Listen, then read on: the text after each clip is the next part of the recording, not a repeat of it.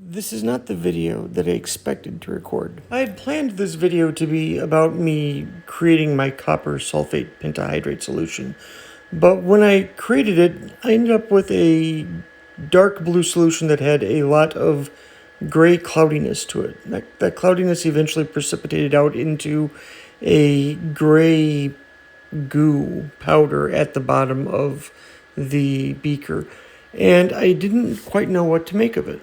This was only the second time that I had used this chemical, and I got the same results the first time as this time. So instead of creating a video about creating my solution, I'm going to give you a video about troubleshooting problems with creating my solution. So here we go. To begin with, we have our copper sulfate pentahydrate, which this is a 5-pound bag of 99% purity, CuSO4 times 5H2O. That is lab grade.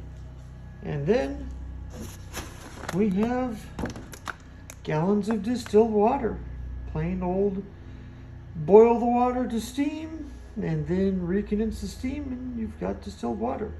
I think I've found a way to identify whether or not I've got I in fact have contaminants in here or not.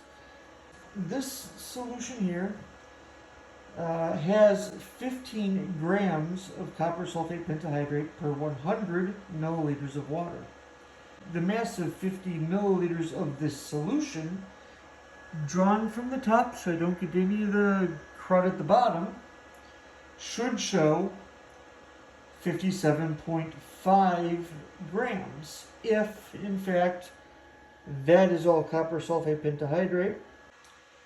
So what I'm going to do is, what I did in fact was I weighed it and I ended up with 55.8 grams for 50 milliliters.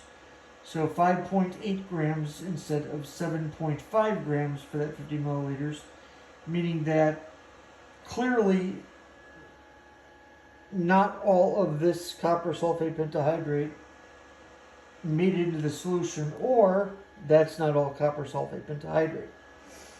I'm going to increase it from 15 grams per 100 milliliters to 20 grams per 100 milliliters by adding 20 additional grams of copper sulfate pentahydrate.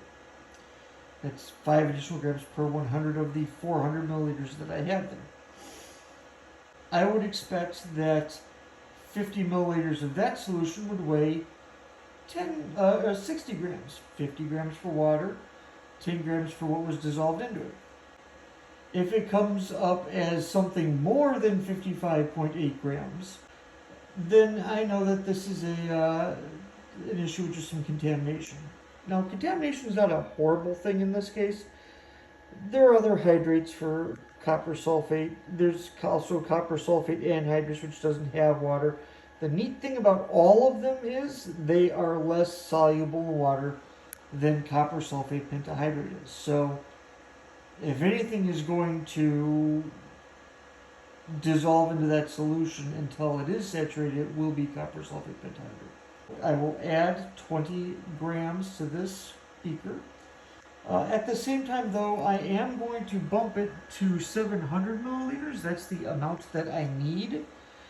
So I will add the 20 grams to make the existing solution 20 grams per 100 milliliters, and an additional 60 grams to make the additional 300 milliliters of water 20 grams per 100 milliliters. So a total of 80 grams will go into this along with 300 milliliters of water.